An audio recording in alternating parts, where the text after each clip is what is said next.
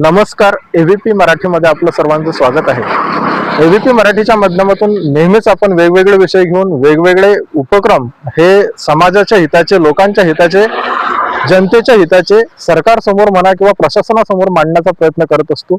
आज मी उभा आहे शेगाववरून 6 ते 7 किलोमीटर अंतर असलेल्या नागझरी रोडवरती। शेगाव ते नागझरी हे 6-7 किलोमीटरचं अंतर आहे आणि संत श्री गोमाजी महाराज संस्थान या ठिकाणी अनेक पर्यटकांचं जाणं येणं राहतं।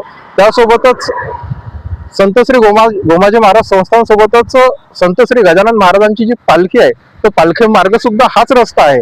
गेल्या अनेक वर्षापासून या रस्त्याचं काम प्रलंबित होतं। पर्यायाने या रस्त्याचं काम सुरू झालं आणि काम सुरू झाल्यानंतर अर्धवट काम झालेलं आहे।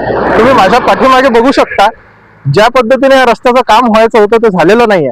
संपूर्ण रस्ता हा अर्धा भाग या रस्त्याचा झालेला आहे आणि अर्ध्या भागामध्ये फक्त कचरा आणि एवढ्या मोठ्या प्रमाणात त्या कचऱ्याचं घाणीमध्ये रूपांतर झालं। आपण या ठिकाणी बघू शकतो की कशा प्रकारे या संपूर्ण रस्त्यामध्ये एका साईडने नालीचं बांधकाम झालेलं आहे, दुसऱ्या साईडची नाली सुद्धा बाकी आहे। तर संपूर्ण रस्त्याचा एकतर्फा भाग हा डांबरीकरण करण्यात आला आणि एकतर्फा भागाचं डांबरीकरण तर दूरच राहिलं, साधं खडीकरण सुद्धा या ठिकाणी करण्यात आलेलं नाहीये। मग प्रश्न असा निर्माण होतो की या संपूर्ण रस्त्याचं टेंडर कोणाला दिलं गेलं? या रस्त्याचं टेंडर दिलं गेलं तर इतक्या वर्षापासून या रस्त्याचं काम का नाही झालं?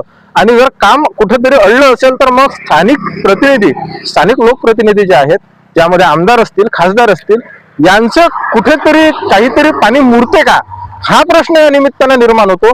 जर 2 आणि 3 वर्ष आणि 4 वर्ष लुटून सुद्धा हा रस्ता होत नसेल तर मग प्रशासकीय अधिकाऱ्यांना ज्या विचारण्याची भूमिका स्थानिक लोकप्रतिनिधींमध्ये का नाही, किंवा स्थानिक लोकप्रतिनिधींचं कुठेतरी यामध्ये काहीतरी घोळ आहे का, हा सगळ्यात मोठा प्रश्न या निमित्ताने निर्माण होतो। गाव तिथं एव्हीपी मराठी या कन्सेप्टच्या आधारे आम्ही प्रत्येक गावामध्ये जाऊन त्या गावातील रियालिटी चेक करत आहोत आणि विकासाचे मुद्दे असतील, गावातील समस्या असतील, हे मांडण्याचा आम्ही या ठिकाणी प्रयत्न करत आहोत। हे करत असताना आम्ही सुरुवात केली संत श्री गोमाजी महाराज यांच्या संस्थांच्या पार्श्वभूमीवर संत गोमाजी महाराजांचं दर्शन घेऊन आजपासून या कार्यक्रमाला आम्ही सुरुवात केलेली आहे। पण सर्वात आधी आम्ही या गावाला जात असतानाच आम्हाला हा प्रश्न निर्माण झाला आणि हा प्रश्न आमच्या समोर आला।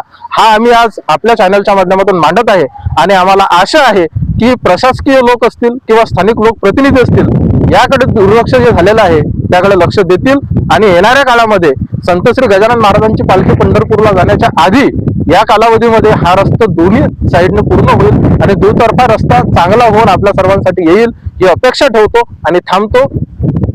एव्हीपी मराठीसाठी विठ्ठल अवताडे, समीर देशमुख, शेगाव।